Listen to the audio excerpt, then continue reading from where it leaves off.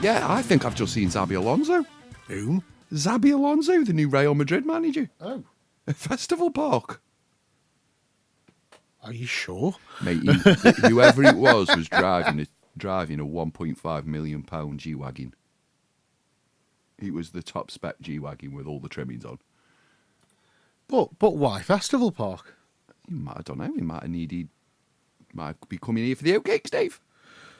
Can you get oatcakes from Festival Park? He might be driving through to Bearsland. Got a massive go outdoors really these days, isn't it, He Festival might Park? be go outdoors. Maybe he wants a tent. Maybe he wants a tent. He's going on a scouting mission, and he's got the English a bit wrong in scouting, and he's thought, let's get a tent. Well, I don't know how to address that. If he's come to Stoke, yeah. Who's he managing? Real Madrid. Real Madrid for the football. Stoke for the oatcakes. Stoke for the oatcakes. Yeah. He was at Liverpool over time. He might have used it as he might have an oatcake fetish.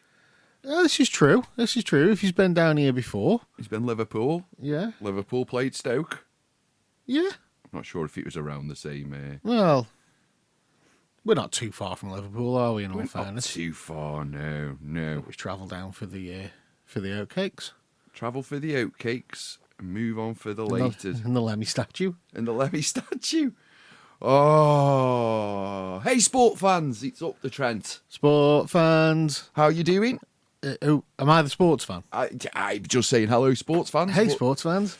Good morning, it's Sunday, it's up the Trent. I have, I think, I don't know whether hay fever or something's kicked in today, because I'm a little bit... If that's the noise that the inside of my head's making...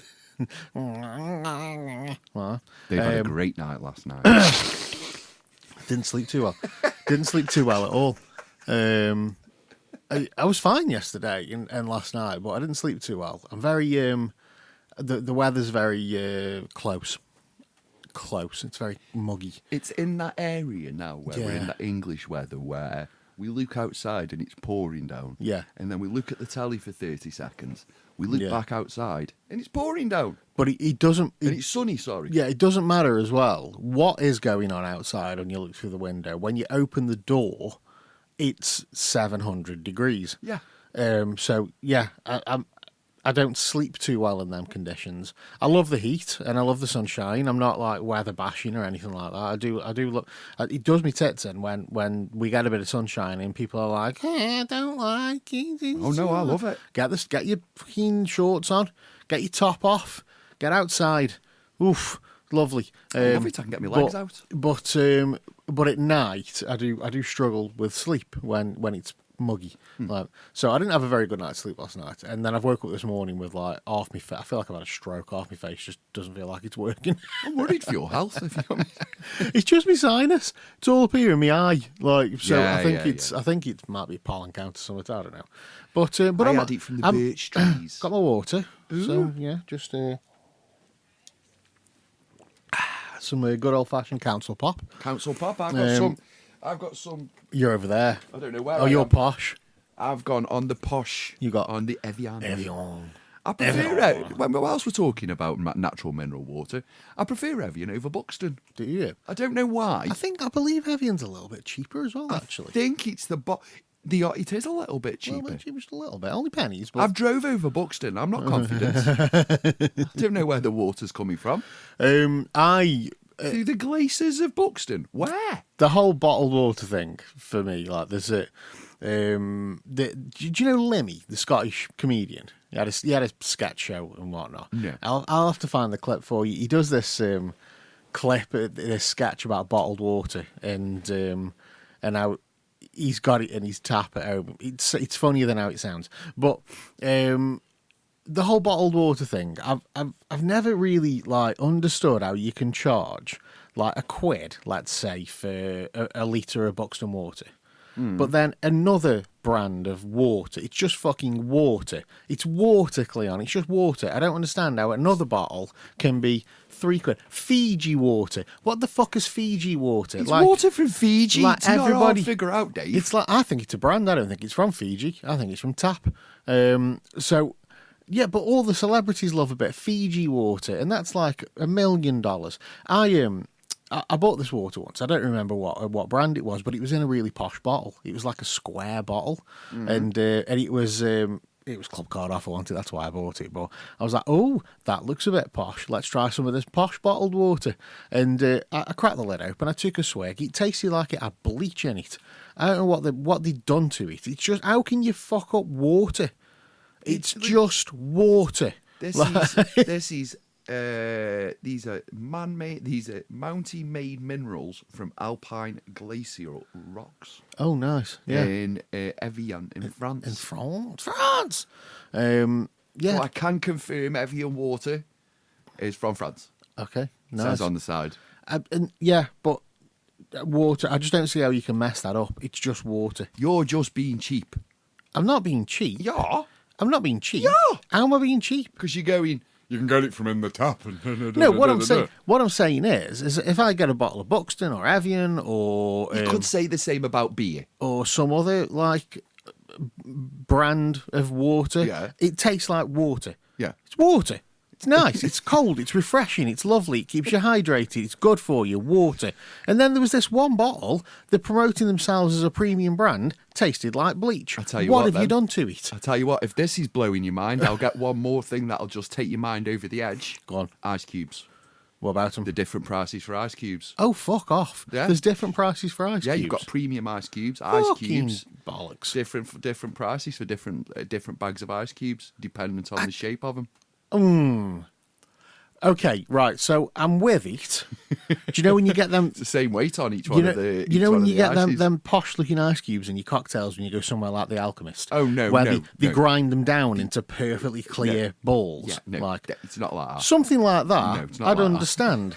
But when it's just a cube of The ice, cube of ice, premium ice cubes, or cubes, or cubes, cubes. no, that's just. Yeah, no, it's just fucking water. Again, it's water that's been frozen. I don't understand. Do you buy ice? Or do you just make your own? No, I either or. Yeah, because I only buy ice when I know I'm going to be using a lot of it. I always put ice in my drinks though. Yeah, if it's see, I generally don't. But if it's like if there's maybe you're having somebody round and you're going to be having some drinks and I always have a bit of ice in the whiskey, so you need. No, I tried I've got ice in. I tried whiskey cubes once. Did you? Yeah. So little fucking things that you put in your freezer and you drop them in your whiskey to get your whiskey cold, but it's just not the same. Just not the same, It's not is the it? same. And apparently, When the cubes, when you drink your drink and they touch your teeth and Yeah. stuff, I don't like it. apparently, having actual ice, it's on. I'll find it somewhere, but there's a perfect ice to whiskey ratio, which brings the most out of the whiskey. So Yeah. it's actually, you're meant to, like something like Jack Daniels, for example. You're meant to put a certain amount of ice in it if you're drinking it neat, because it releases the flavour more. Yeah. And And pour it down the toilet. and people are like. Some people are like, oh, why you put? Jack Daniels, sorry. Some people are like, why are you putting ice in it? It just waters it down. I'm like, no, it releases the flavour, like it makes it taste better. It's not a case of watering it down. I'm not drinking it because it's 40% and I want to get. I mean, don't get me wrong. Sometimes I've drank it because it's 40% and I want to forget my own fucking life. Right? That's happened. But as a general rule. As a general rule, I'm not drinking it like because of the percentage of it. I'm drinking it because I like to drink it. It's a nice drink, a nice glass of whiskey, couple of ice cubes, nom nom nom. Get in my belly. It's lovely. But yeah, there is a correct ice to whiskey ratio. But so I'll buy a bag of ice if I know I'm going to be having lots of drinks, if there's people around or anything like that. But as a general rule, it's like I always look at bags of frozen ice and just go, "It's a fucking farce, isn't it? Why are people paying for ice? I'm being conned. When you've got a freezer at home I'm and being you can conned. just put water in the freezer. You don't even need an ice cube tray. Put it in anything. Put the water in anything. Freeze it. Hit it with hammer. Ice cubes. There you go. No, I just get the ice cubes. I do buy ice cubes. Yeah. Yeah. You got a big fridge. You got a big fridge, though, haven't you? Yeah. I haven't got a big kitchen. Got so. the top shelves always full of ice. Yeah, but ice and water, man. I don't understand how you can fuck water up. How bottled water can taste like crap. It's just water. Like, obviously, when you said like beers earlier, beers have different flavors, but all beers taste different. Water tastes like fucking water. Like, the only time I can tell the difference when you got your council pop like from the tap, is there are different, like there's like hard water areas and stuff like that. You can tell the difference between that water and your water there. Yeah, but Yeah. that's because that's natural spring water, and this has come from It's a mineral water. a fucking pond. I don't drink spring water. Yeah, you know what I mean. This has come from a pond that's been filtered a few times. We walked round it the other week, you saw the colour of it. So they filtered it a few times and then sent it up like miles of pipes to your house. That haven't been replaced since the 1600s. Yeah. There's fluoride in it. yeah. There's all types of stuff in there. This one, it's just plastic in it. Microplastics. Just microplastics in that. Yeah. I was being lectured in the sauna by a guy about drinking out of a plastic bottle, and he was talking to me about how he's a microbiologist and how he does all this, and you shouldn't do this and you shouldn't do that. And then I asked him one question, Dave. Go on. Do you vape? And he went, "Yep." Yeah. So shut up, you prat. Yeah, shut up, man. Smoking microplastics. So yeah, there's a lot of bits of stuff. Do you know what I did last night? Go on. Do you know what I did? I watched our episode about the epic Molly Lee. Oh, okay. And then what I did is I reached into the bowels of time. Ugh. Yeah. 'Cause I was thinking to myself, I was going, how good would it be if we could interview a descendant Of Molly Lee. of Molly Lee? Did you find one? I did, yeah. Oh, my good God. So Cleon was a bit like Tony Stark last night. You know, at the end he goes, "Wake up, friends," and he goes like that with his computer. Yeah. Because he's dealing into time. So I found the closest thing to a relative. She died in 1926. Now she was called Sybil Leek. Okay. Now the only reference we've got that she was a descendant of Molly Lee was because she said so. Right. Okay. Yeah. She was born in Normacott. She was a very famous Wicca witch, believe it or not. If you put in Sybil Leek, spelt Leek, Okay. it comes up. She was a very famous white witch. She had 2 sons, and apparently she was a descendant of Molly Lee. Okay. So I reached out to her sons yesterday. Right. They haven't come back yet. Oh. And said, "Hey, up, youth. Hey, up, my mate. Hey, up, my mate. I've heard they's the descendant on old Molly Lee. Fancy a chat?" But nothing back yet. Nothing back yet, no. It was a bit more than that. But the message was only sent last night. Yeah? Live over in America. Sybil Leek passed away, I think, in the 80s. 1982. 1982. Quite look, yeah.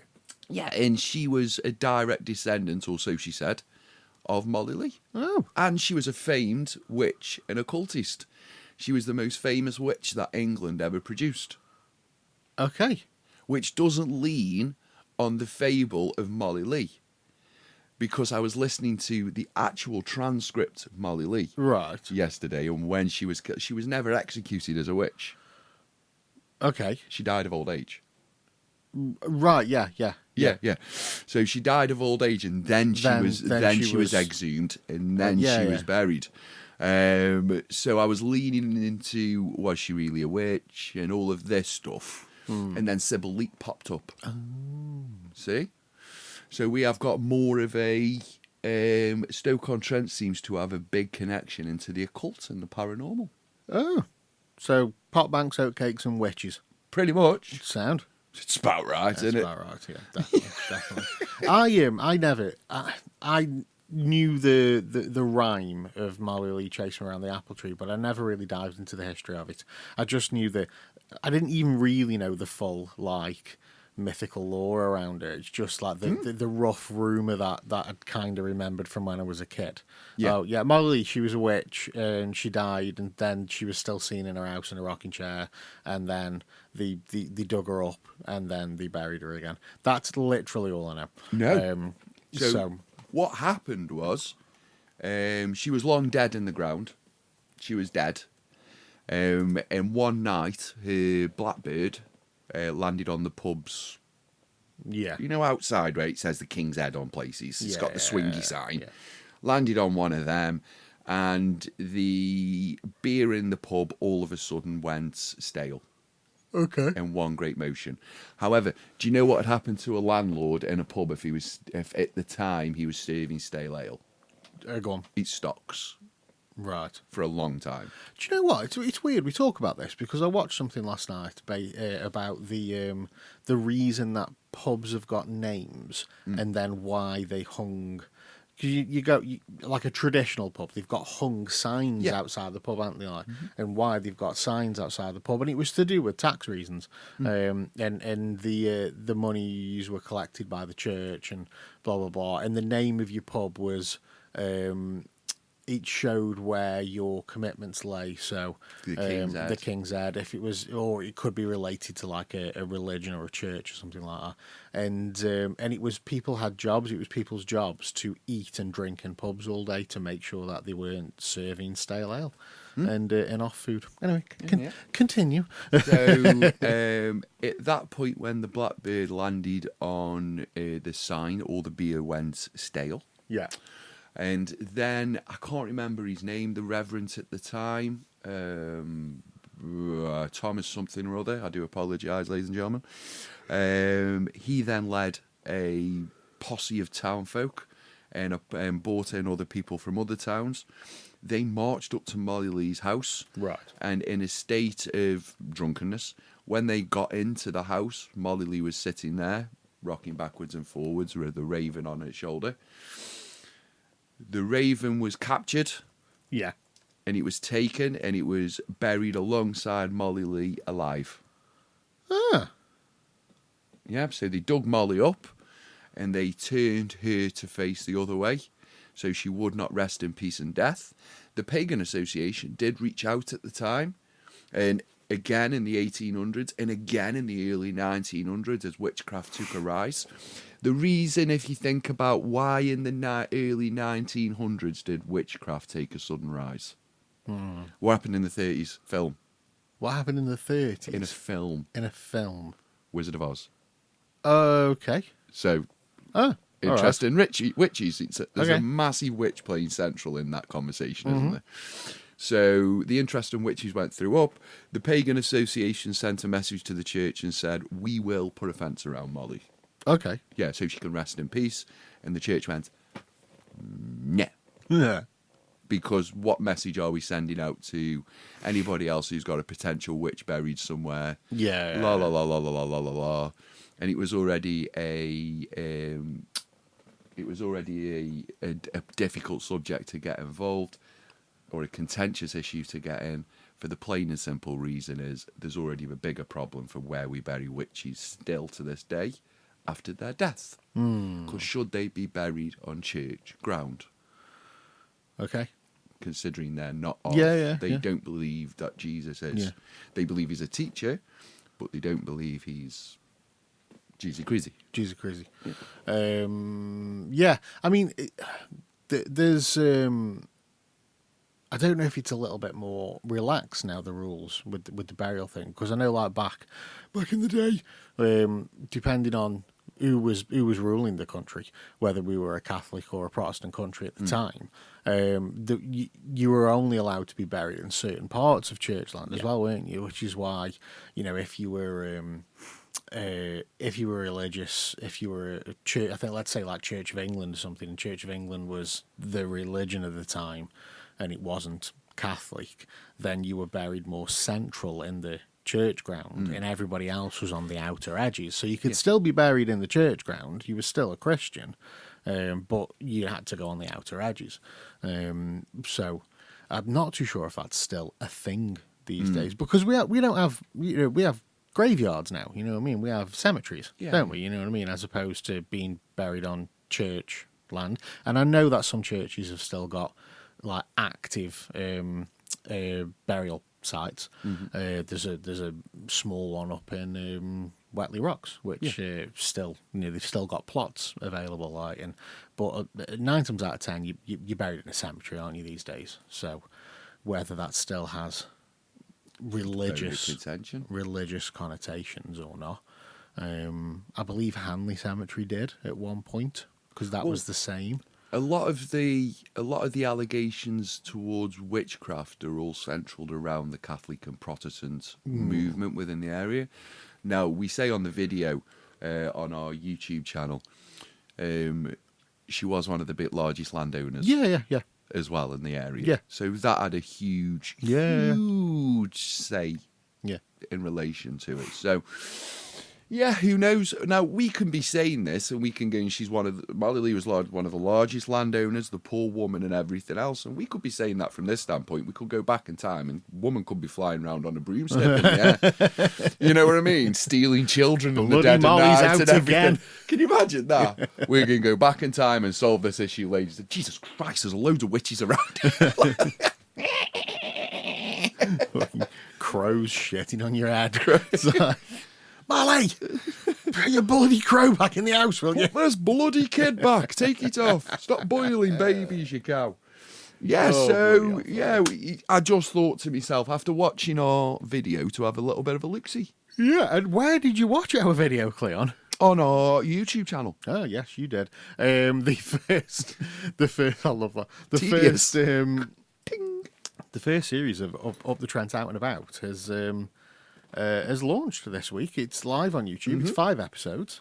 We visited a few places in the area that you can go to visit if you're in Stoke-on-Trent or the surrounding areas. If you're coming for the day, if you're visiting family and you want to pop out somewhere, we went and had a look around Middleport Pottery. Yep. We had a walk around Whitfield Valley Nature Reserve.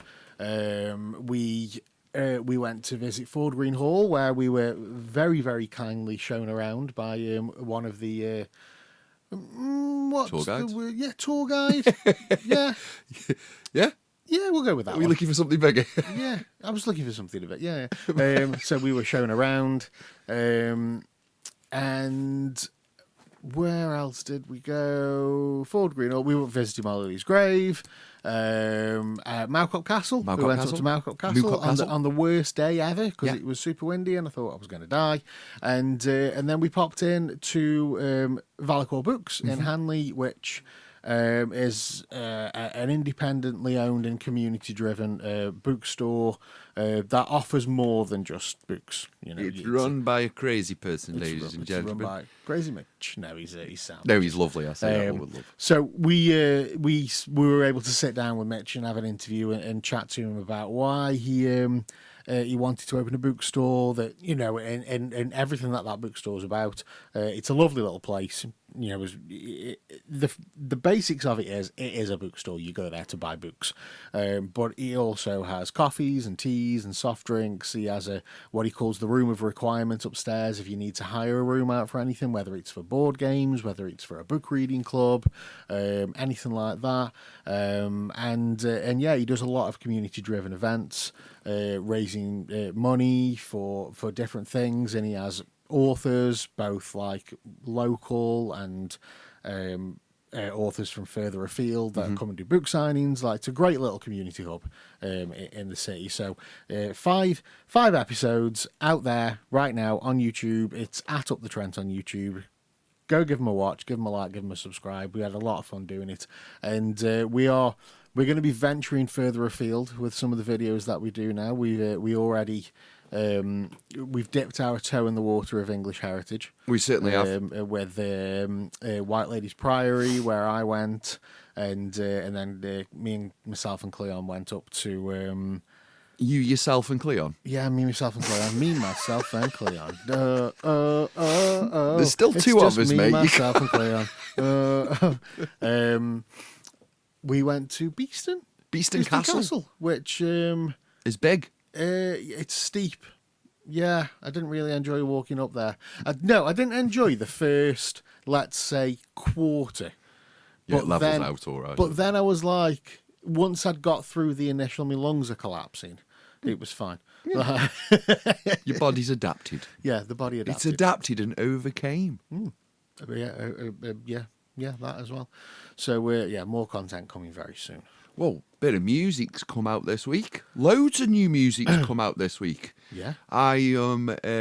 We've had new stuff from Bobby. Yes. From Robert Williams with Tony. With Tony Iommi. With Tony. Can't remember what the song's called. Tony Iommi.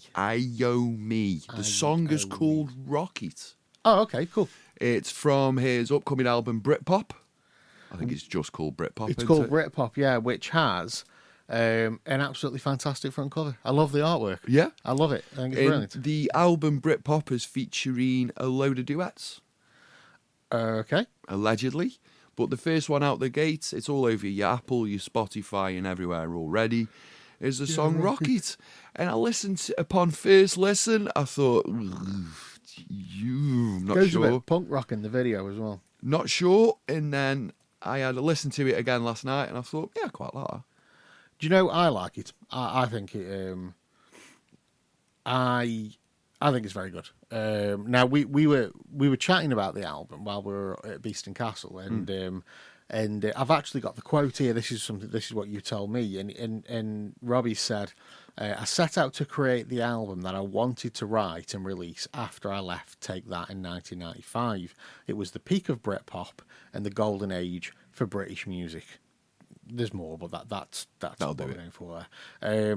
To what you told me that, to which I said, Robbie wrote He's already done it. He wrote a Britpop album. That first album, like whether you love Robbie or whether you hate him, Life Through a Lens is pure Britpop. Britpop through and through. It really is.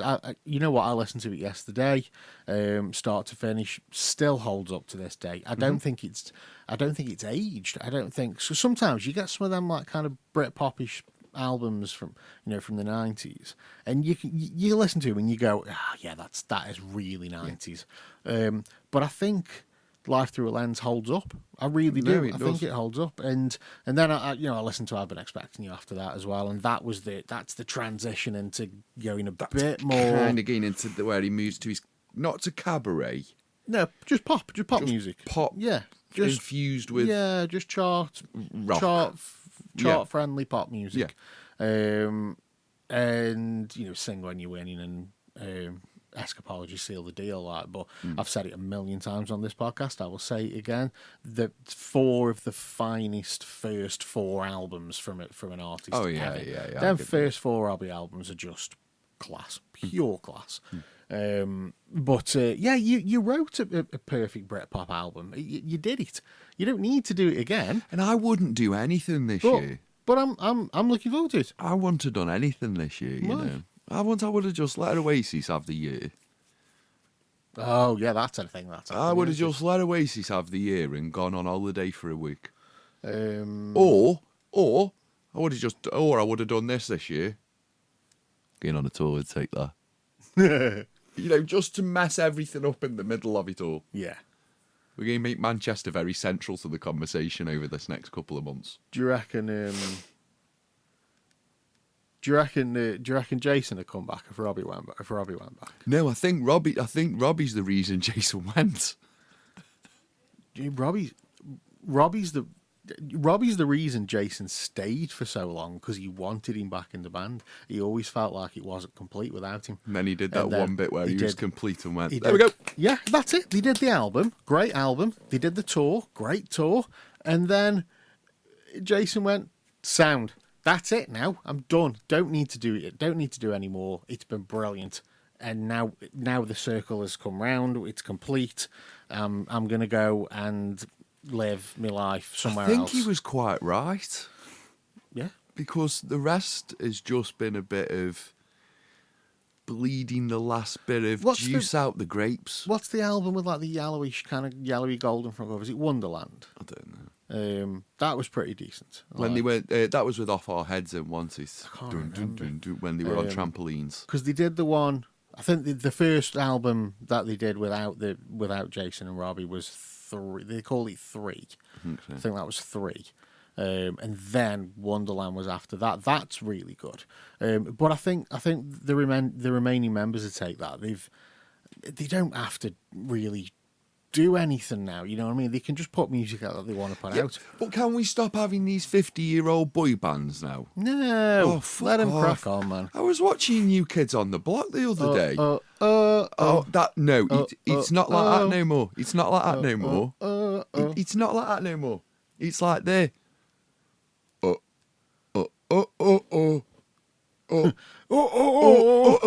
back.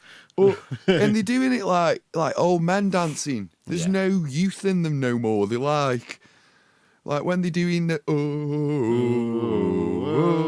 and they have to throw the arm above their head. It's more like waving to someone. They did the Backstreet Boys tour, didn't they? The NKOTBSB tour. And I know Nick Carter and it was the main Jordan Knight, wasn't it? From New Kids. They released some tracks together, and they'd have been fine if they'd have released them, even in like the early 2000s. They'd have been fine if they'd have released them, but releasing them when they did, they're very pervy, and they just look like two pervy old men. Two pervy old men. It just looks weird. We're draining the life out of youth now, guys. Let New Kids on the Block retire. Let Take That retire. You guys who are 50-year-old who are watching these people, it's time call it a day. I think we'll it's time get the slippers out, guys. I think Take That have earned the right to just put out albums if they want to. They just but stop the touring now. Well, I don't want. No one wants to hear Howard singing "Could It Be Magic." I do. You don't.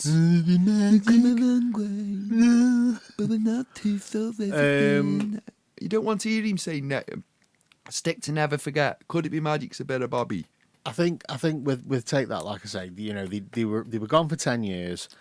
They earned the right to call themselves. Have you seen Guns N' Roses? Oh fuck that! Bands and musicians again. They earned the stripes again with them that run of albums, which I can't remember what they're Axl called. Rose got an 18-year-old doing his vocal behind the curtain. Beautiful World, Circus was that Circus? Circus and Progress, Progress and Progressed. Yeah. That was it. Solidified. Done. Like, bang. And now Shut the door. I just think they're at a point where I believe they have earned the right, if they want to bang an album out of songs that they've enjoyed writing, that they enjoy singing, that is not necessarily like they're not going to be massive. Like, we're not going to remember them in years to come like we remember everything changes. You know what I mean? But they've earned the right to do that. You know, the sales probably aren't as big as they used to be, and just let them bang the albums out. It's fine. Guns N' Roses doing the tour. Fucking oh my! You've got that young lad behind the curtain singing Axl's bloody verses for the notes he can't get in. It sounds like Herbert the Pervert. Pervert. Just draining. You know Herbert the Pervert from but Family Guy. How skint must Slash? How much money must they be paying to just have this last? She's got a smile that it seems to be. It's just fucking like Slash with his tight leather vest on and his belly hanging over his trousers and stuff like that. You're like, mate, come on now. It's time, call it a day now. But if people are watching him and they're making the money, that's what it's about. You know what I mean? I think there should be some type of royalty conversation or publicist conversation after 15 years. Slash and Miles Kennedy played the Vicky Hall. Slash with Guns N' Roses playing fucking stadiums, man. You know what I mean? That's where the money is. It's there. So that's why they do it. Who's paying this money? And that's the thing. Who's paying it? It's like Motley Crue. You know what I mean? Vince Neil cannot sing anymore. He can't sing at all. I mean, he couldn't really sing in the first place, but Vince Neil. But paying Watch Kiss. But they've retired now. Oh, have they actually They've gone? actually retired now. Have we realised that Gene Simmons is really, really way past it now? And he is just a pervy old guy. There's so much footage when you got, especially with like the mobile phones and everything, where it's like he's playing to a backing track. Yeah. He's blatantly playing to a backing track. Do you know what, though? I did go and see Kiss, like 2018, maybe, something like that, 19. And it's one of the best fucking gigs I've ever been to. They were ace. And I think if you've still got it and you can still pull it off, then it's okay. Axl Rose can't. Vince Neil can't. You know, Paul Stanley can. His voice isn't as what it was in the 70s, but it's not like he can't sing anymore. He could still do it, and they can still put that massive show on. Plus, you've also got the advantage of the Kiss makeup. You know what I mean? It's like it stops you from aging. It hides the aging, like it really does. Whereas, you know, you see 5 old dudes pull up on stage in the spandex like they're still in the 80s. It's just weird. Like, you've got to develop your style with your age. Like, it's just strange when 70-year-old dudes go up on stage in spandex. It's not, it's weird. Don't do that. Like, take the leather off. Yeah. You know, even Maiden started wearing jeans. Like, jeans, nice pair of boots, Maiden t-shirt. Yeah. That's it. That's it. That's all you need to do. Even AC/DC moved to that model. It's just like, stop it. When you see these like old glam metal bands from the 80s, and they haven't had the career that Guns N' Roses had. They haven't had the career that I don't know, Poison or whoever, Rat, Motley Crue had. You know, they were there, and then they disappeared. It's the equivalent to the 90s indie band that now plays the Sugar Mill. Shed 7. They had Shed 7. Yeah, Shed 7's one. Right, Shed 7's one. But you know, they're still pretty cool. They're not looked upon as big as the other bands from that time. Yeah. The Blue Tones, perfect example. Perfect example. The Zootones. And the Blue Tones as well, when I saw them at the Sugar Mill, he acknowledges it. He was like, we played here on the way up, and we're playing here on the way down. Like, you know, he acknowledged it. He played, you know, Artisan Tap in Arts Hill. I don't know if they're playing or he played there, like they're doing an acoustic set there. And that's what they do. They play these little venues and they go around doing that, and they're happy with it, you know what I mean? But they're not dressing like it's the 90s anymore. They've adapted with their age. FM, like an AOR band from the 80s, they go up on stage, they dress for their age, you know what I mean? There's you look at some of the music videos that they put out, and they look class. They look, you know, they're still putting out good stuff. But then you get that one 80s glam metal band that never let it go, and they're squeezing themselves back into the spandex. They're putting the makeup on. They've had to put a wig on because they've gone bald, and it's like, guys, you look rough, man. Don't do that. Don't do that. Just like, it's just weird. Yeah, it's fucking weird. Right. Well, we've also had new music from what? Yeah, we've also had new music from Kanye West. Oh, yeah, we have. Oof. Let's move on. Yeah, let's move on because they don't understand what I say on Twitter. See, Kanye West is at a point, I think, where he can't help but make money. And now what he's doing is seeing how far he could push the envelope. Yeah. And he's doing well at pushing that envelope, unfortunately. It's a strange one. Because it falls on the same token as, hey, if it makes money, you know, the same as the old person conversation we're having. Yeah. Hey, if people will come see it, it's fine. I don't know. Hey? I don't know if that's the same argument at all. It's exactly the same argument. There's a difference, though, It's not. It's not. If people will buy it, if people will come see it, Axl Rose ain't getting up on stage going Heil Hitler, is he? No, but if people will buy it, if people will do it, why not? If it makes money. It's getting pulled from streaming services, but then people are uploading it onto the streaming services. Fans are using like distribution services, online distribution services, to put it back up on streaming, like putting it under different names and whatnot. It's well, he's expressing himself. He's expressing himself. He's getting it out there. So yeah, hats off to him for expressing his feelings. Fuck. You are a bit of a crazy person. Wow, Kanye. Wow. I admire your I admire your velour. I admire your courage. Do you know what? They're right. For telling people exactly what you think. Get rid of the lyrical content from that song, and it's a great song. He's still like one of the best hip hop producers. Yeah, like ever. Like, it's not. You're never going to change that. It's really weird. Get rid of that lyrical content and replace it with something else, and it's certified banger. He's like a mad genius right now. It's just, Isn't he? He's like a genius that's taken on way too much information, and he's just going, bleh. Yeah. I don't know. I wouldn't even know how to do an intervention on that.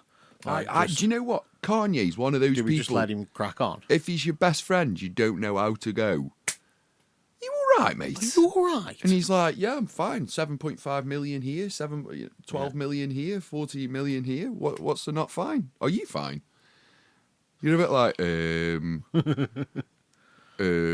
polarizing.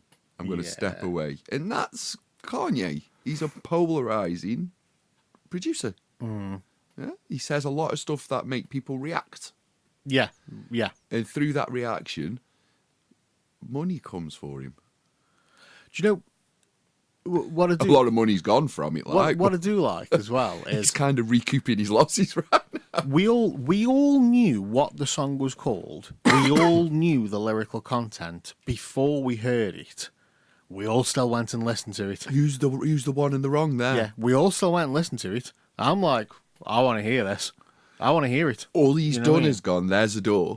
If somebody gave me a Screwdriver album or a Max Resist album, which is blatant Nazi punk, you know what I mean? It's horrible Nazi punk, and said, listen to this, I'd go, no, I'm not listening to that, you weirdo. But then when somebody goes, have you heard the new Kanye song? I'm like, yeah, I have, yeah. Yeah, I've heard it, yeah. So I suppose it leans on, if you think about that from an art perspective, Kanye's asking everybody a lot of questions. Is it art? Is it just art? It's just art. It's just, I know, but from an artist's perspective, he's made a perfect piece of art. He's a strange man. Oh, sorry. It's very bad. Apparently his next single's called Gas Chamber. Oh... Yeah. Kanye. If you could stop it now, Kanye. What, you can stop it now? Just go get married to Kelly Rowland. Kelly Rowland, she'll do. Okay. Yeah. Make friends with Jay-Z again, because Kelly Rowland's Beyonce's best friend. Yeah. So go marry Kelly. Become mates again with Beyonce. Become mates again with Jay. See, he's a sticky wicket as well right now. He is into, Oh, carry on, Kanye. It's all coming down. It's all coming down. It's all going. Do you know what? Everything's going to collapse. We've got the Diddy trial. Names are popping up left, right, and centre. People are leaving the country. Nobody knows where Ashton Kutcher is. Like, he's gone. Leonardo DiCaprio's buggered off somewhere. He's in a bunker. He's in a bunker with Ashton Kutcher. But everybody's just kind of, names are being pulled out of an hat. Everything's going to collapse, right? And then Kanye will just be stood going, Told you. Told you. I told you about this on this radio show. I told you about this on this radio show. I told you about this on this radio show. And I told you about this on this radio show. And then he's going to put out peak mid-2000s Kanye album. And as a comeback. As a comeback, it's just going to be perfect. He's just been keeping his money coming in. He's had it in the vault, and he's just waiting for the right moment. And then he just, bang, out it comes. Like, Jamie Foxx is on it again. Kanye, leader of the New World Order. Who gives me money? Like, just... I need. Yeah. Right. Anyway, today, football day. The last day of the football. It's the last day of the Premier League. We have a 4 o'clock kickoff, and who kicks off at 4 o'clock? Everyone. Everybody. So there's no cheating. So there's no cheating, and I don't know how that would happen anyway. So we can all. So it's a day basically of watching every score that's going on. Sorry, did you know as well? We were on about the 4 o'clock kickoff. The League One playoff final, Charlton and Leyton Orient. Right. Do you know that kicks off at 1 minute past 1? Yeah, there's a reason for that. I don't know the reason for that. I forgot the reason, but it's to do with mental health. Oh, okay. And giving a minute to listen. Oh, giving a minute. And giving a minute. So all the playoff games. Cleon, have you got a minute? Yeah. Yeah. Ah, see, okay, that makes sense. Yeah. Sound. Yesterday, Wicked. the Sunderland match, which Sunderland won, and Sunderland are now in the Premier League, which is amazing. 6 points next season.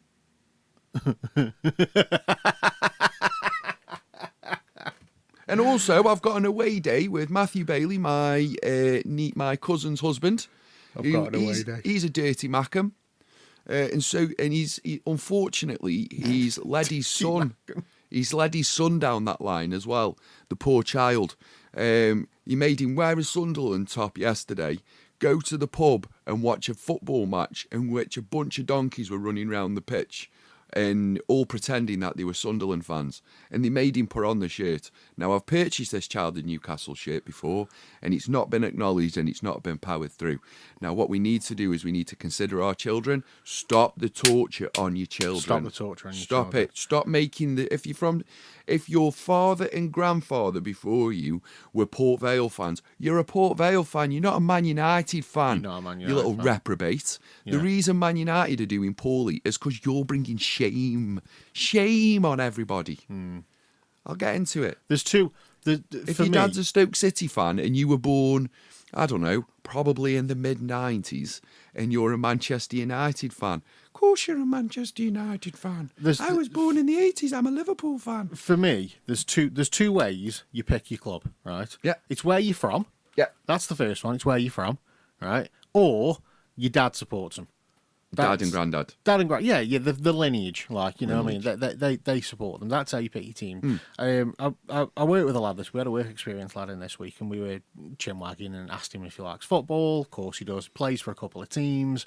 And I said, who do you support? And he said, I support Liverpool. And I went, but before I chastised him for it, like, I went, why? And he went, my dad's a Liverpool fan. I went, that's fine then. Yeah, that's fine. That's fine. We can't. Hang on. Who's your granddad a fan of? Because your dad could have become a fan. Your dad could be my age.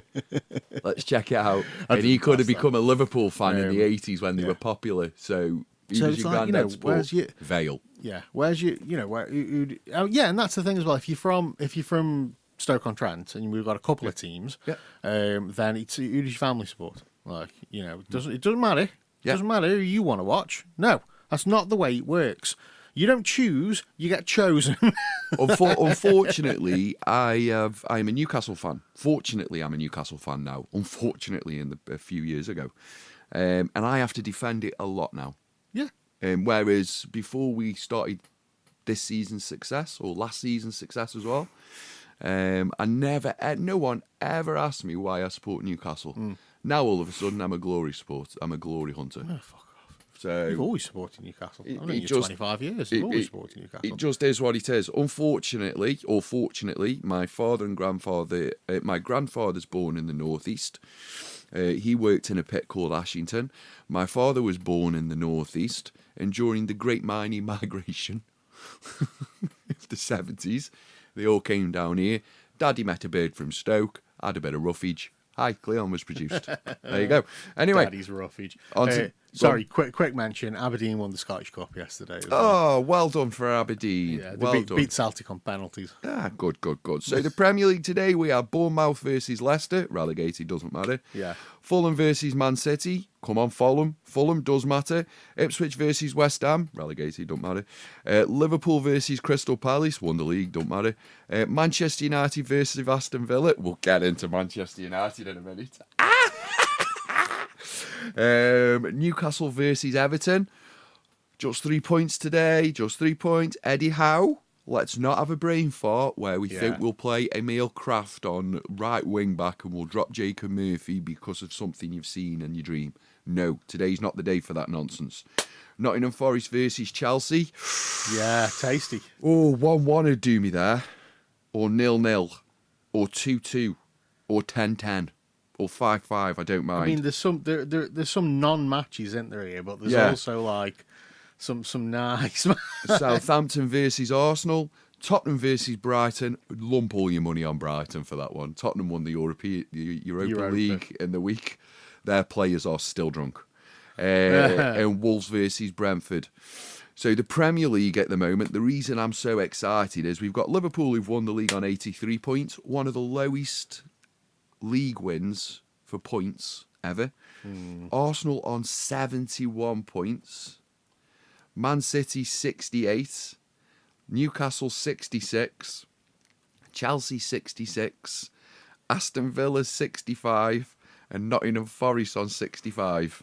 Yeah. So if Chelsea and Nottingham Forest could kindly draw, if Newcastle could kindly win, and if Fulham could give Man City a good tatering, that'd work out quite nice for me. I don't really care about Aston Villa, to be honest. I'd prefer Aston Villa get into the top 4 than... Oh, no. I'd prefer Nottingham Forest to get in the top 5. Yeah. Out of all of them. So just because I haven't seen him in the top 5. There's a way as well. I was reading the other day. There's a way that 8th could also get into Europe. Something to do with the way that teams have already qualified. But there is an actual way that, if depending on who finishes where. So if Newcastle finish 4th, we're the team that's qualified for Europe for the winning the cup. So we'll move from that European competition. So you've qualified for, is it Europa, Conference or Europa? Conference, one of them.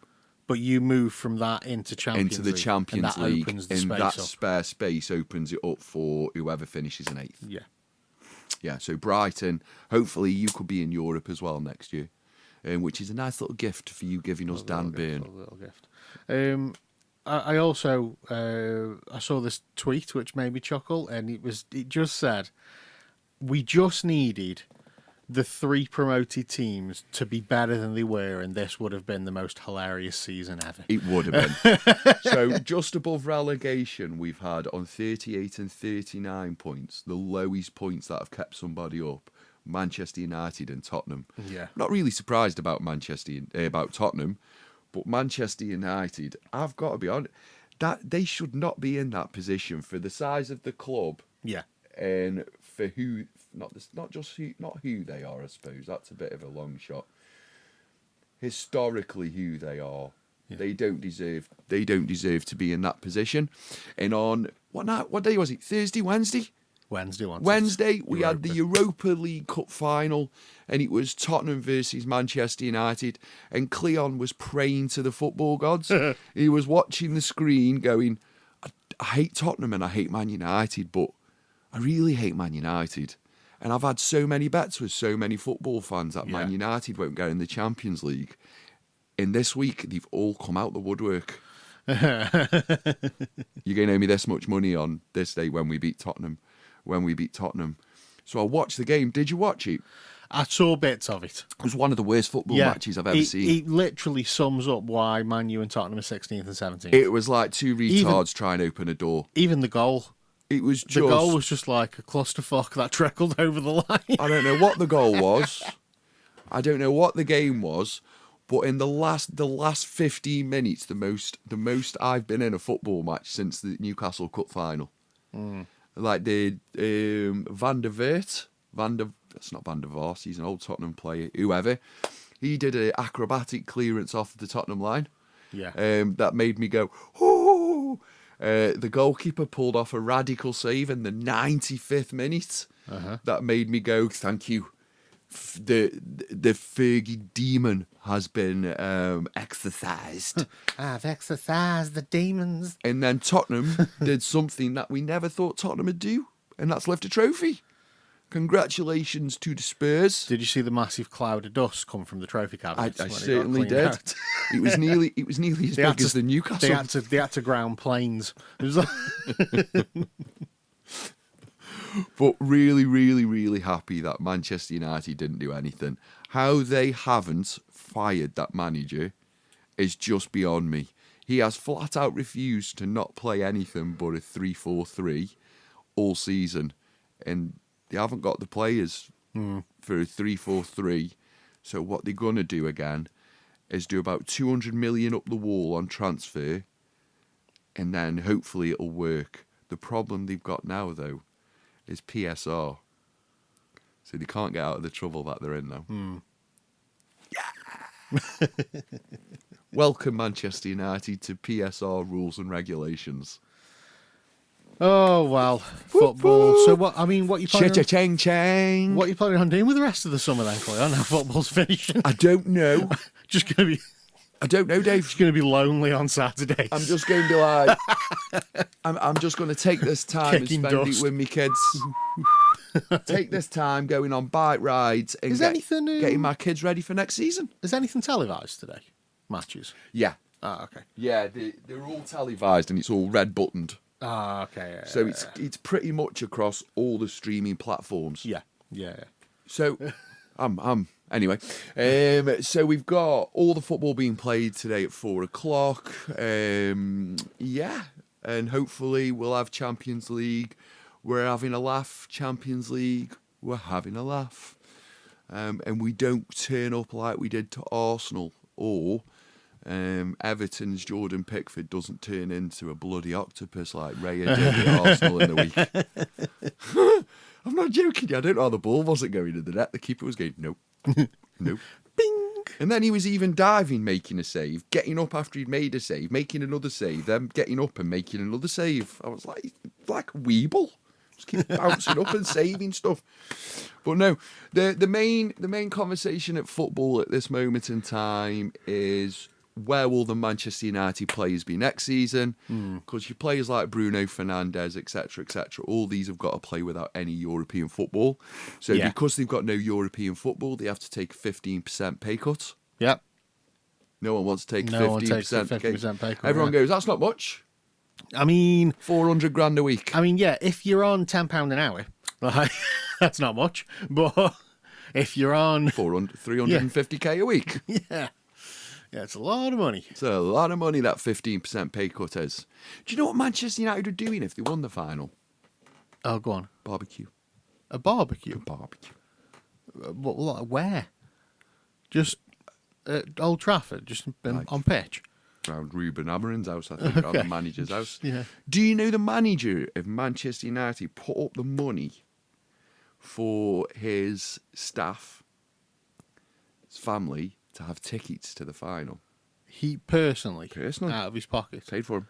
Not the club. Not the club. Wankers. Bought them over as well. Wow. Yeah. So for whose family? So his staff. So for the staff. So the first team coaches, the assistant managers, his staff. Right. So every football manager in every club will have about 8 members of staff. Yeah. They've probably got wives. Yeah. Or kids. Yeah. Or partners and stuff.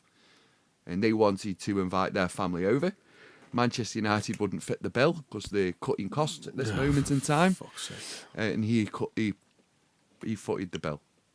Well, that's off to him. He's also offered to, if you want to fire me, I'll leave compensation free. That sounds like someone who's been taken hostage. It does, doesn't it? Yeah, I'll go. I'll just go. I'll go quietly. He's not asking. He's asking to be fired, and he's also saying you won't have to pay any contract. You don't have to give me any money. I'll just any monies. I'll go. I'll sign an NDA. I'll do whatever I can do to get out of this club and situation that I'm currently in. Please let me go. And they've gone, you're all right, mate. We like him. Why do we like Ruben Amorim? He's paying for everyone's tickets. The devastating. Unbelievable, Jeff. Oh, it's funny as heck. I do. Unbelievable, Jeff. The fact that this great institution is a club And we see Man United, if we're being honest, kind of fueled our youth. Yeah. Oh, Yeah. 100%, yeah. The Manchester movement, Yeah. Hacienda, Manchester United, the Beckham, the Neville, the Scholes, they were basically the noises to our youth. Yeah. Yeah. To see that institution to be where it is now is, granted, it's funny, but it's also a bit shocking. Yeah. Yeah, that. I was having this chat the other day, and I'm like, at one point, and maybe even still, Manchester United, biggest club in the world. Everybody was a Man U fan. Yeah. Everybody that wasn't from Manchester was a Man U fan.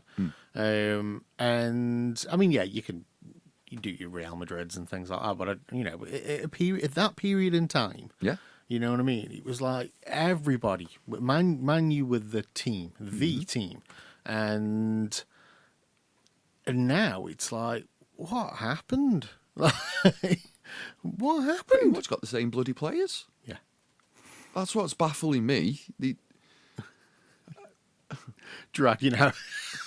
We're pushing Harry Maguire up front for the past 20 minutes. With his massive forehead. Okay. Like, as soon as he pushed Harry Maguire up front, I went, this is it now. He's going to score 2 goals and go from being the villain to the hero. I can see what's happening, and he didn't. He just got into a fight all the time. Christian Romero completely lived in Harry Maguire's head. Apartment 2B, top left corner. Yeah. Because every time he did a massive tattle on Harry Maguire, he just smiled at him. And even at the end, he walked up and went shake his hand with a big smile on him. He would have got thrown out of that stadium for me. I would have catapulted him. I would still be beating him now in Bilbao. No. I'd still be hitting him on top. Shaking my hand, you piss-taking dustbot. Very strange going on at Man United. Me personally, I think Ruben Amorim is the greatest Manchester manager they've ever had, and he should be there for a number more years to come. Okay. I think Jim Ratcliffe is the best Manchester United owner, and he should be there for many, many more years to come. Many more years to come. Long may it continue. Yeah. If they could get 38 points next season, let's hope the ones that have gone up. The ones that have gone up Are can put a bit more effort in. Yeah. It would have been mental. Can you imagine if it was like... Could you imagine if it ended up being an epic downfall? Like, they get relegated, and then... Relegated to do a Man City? They do a Man City. They get relegated. And then maybe, like, they just finish, like, 7th or something in the Championship. Vale versus Man United. Yeah. And then they're fighting for, like, relegation the next season, and then they get relegated again. What the fuck, man? They'd be playing... Salford would turn into a bigger team than Manchester. The thing is, people always say it's impossible to happen. Well, of course it can. Of course it can. It's not. Of course it can. It's very possible for it to happen. Anyway, let's wrap up for another week. Big thank you to everybody that listens week in and week out. You guys are awesome. Do not forget, whatever you listen to your podcasts on, hit that like, follow, or subscribe button. It really means the world to us, and it guarantees delivery of our show to your platform every single week. And give us a follow on our social media. We are on pretty much everything. On Instagram, it's Up the Trent Podcast, and we're on Facebook and TikTok and Blue Sky and X, and we're on YouTube now, and that is all Up the Trent. You guys are awesome, and we will see you next time. Could you